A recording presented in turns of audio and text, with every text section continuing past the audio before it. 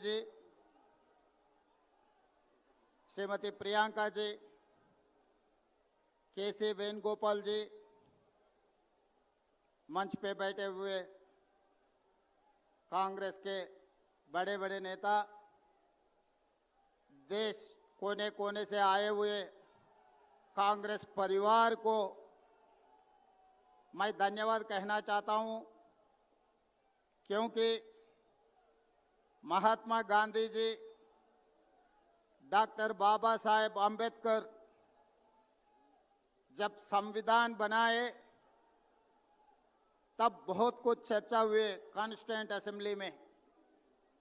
दलित, आदिवासी, minority और गरीब लोगों को वोट देने के लिए तब आरएसएस, गोलवालकर उनके परिवार ने ये दलित, आदिवासी, माइनॉरिटी और गरीब लोगों को वोट देने के लिए मना किया।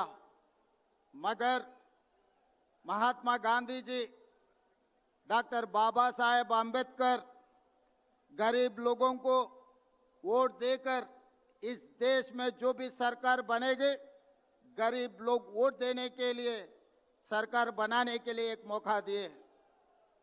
मगर आरएसएस गोलवालकर के सोच और विचारधारा लेके इस देश में जो सरकार बनाया नरेंद्र मोदी जी और अमित शाह, वो कानून, वो सोच, वो विचारधारा इस देश में लागू करने के लिए पिछले चुनाव में ये मांगा था 400 सीट।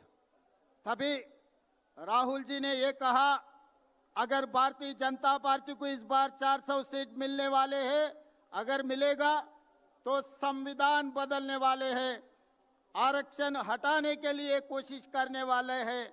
इसीलिए इस देश के जनता भारतीय जनता पार्टी को 240 में रोक दिए। इसीलिए आज संविधान बच गए, आज आरक्षण बच गया। इसीलिए आज ये लोग ये कोशिश कर रहे हैं, जब 400 सीट नहीं मिला, सर के नाम पे, एसआईआर के नाम पे, वोट चोरी के नाम पे ये दलित, आदिवासी, माइनॉरिटी और गरीब लोगों का वोट निकालने में लग गए। इसीलिए उस दिन महात्मा गांधी जी, डॉक्टर बाबा साहेब आम्बेडकर इन लोगों के लिए जो खड़ा हुआ, आज के तारीख में राहुल गांधी जी, मल्लिकार्जुन खड़गे जी यही जाति के लिए, यही लोगों के लिए खड़ा होकर मोदी जी और अमित शाह के खिलाफ लड़ रहा है।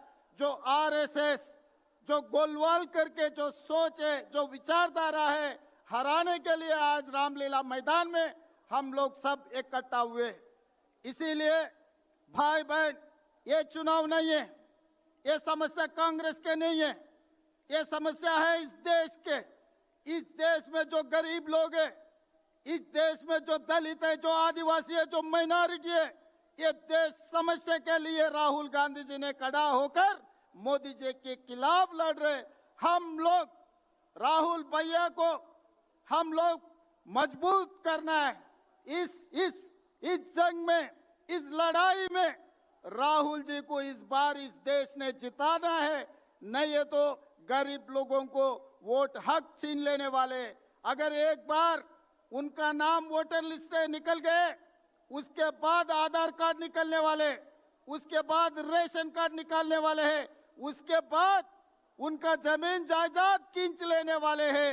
इस देश में जो मूलवासी आदिवासी है, उन लोग सब कुछ खो जाएंगे। इसीलिए हम लोग सब इकट्ठा होकर राहुल जी के तरफ से, राहुल जी सिपाही बनकर मोदी के खिलाफ लड़ना है। तेलंगाना की तरफ से हम लोग हाजिर हैं। आप लोग तैयार हैं? तैयार है? तैयार है? जिसने भी तैयार है हाथ उठाओ।